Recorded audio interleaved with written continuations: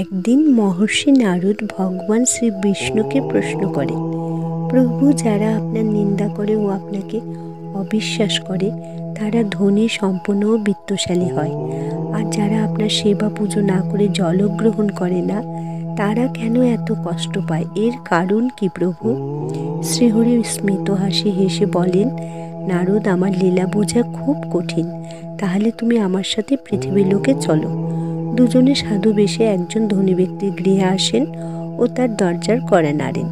ধনী ব্যক্তি দরজার সামনে এসে দুজনকে দেখে তিরস্কার করে বলেন, ভিক্ষে করে খেতে লজ্জা করে না? এই বলে তাড়িয়ে দেন। শ্রীহরি আসার সময় ধনী ব্যক্তিকে আরও ধন, সম্পদ ও প্রাচুর্যের আশীর্বাদ করে আসেন। এতে নারদ খুব আশ্চর্য হন।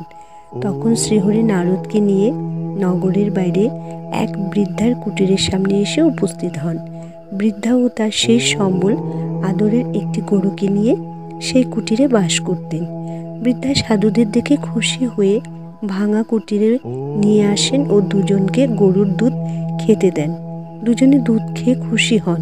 শ্রীহরি আশীর্বাদ স্বরূপ বর দেন যাতে গরুটি শীঘ্র মৃত্যু হয়। নারদ এতে ব্যাকুল হয়ে বলেন, প্রভু, এ কি বলছেন?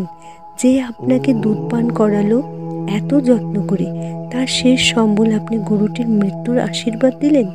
তখন শ্রীহরি স্মিত হাসি হেসে নারদকে বললেন, এই বৃদ্ধা আমার ভক্ত, কিন্তু অন্তিম সময়ে আমার নাম স্মরণ না করে গরুর কথা ভাবত। তার জন্য আমি বৃদ্ধাকে মোহমায়ার থেকে মুক্তি দিলাম। তা না হলে বৃদ্ধার মৃত্যুর পর গরু হয়ে জন্মাতো এই পৃথিবীতে আর অশেষ দুঃখ যন্ত্রণা ভোগ করত। এখন কোনো মোহমায়া নেই, তাই মৃত্যুর পর আমার ধামে সরাসরি চলে আসবে। আর ধনী ব্যক্তি মৃত্যুর সময় বিষয় বৈভবের কথা ভাববে, ভগবান অর্থাৎ আমার কথা নয়। তাই পরজন্মে ধনী ব্যক্তি সাপ হয়ে যখের ধন পাহারা দেবে।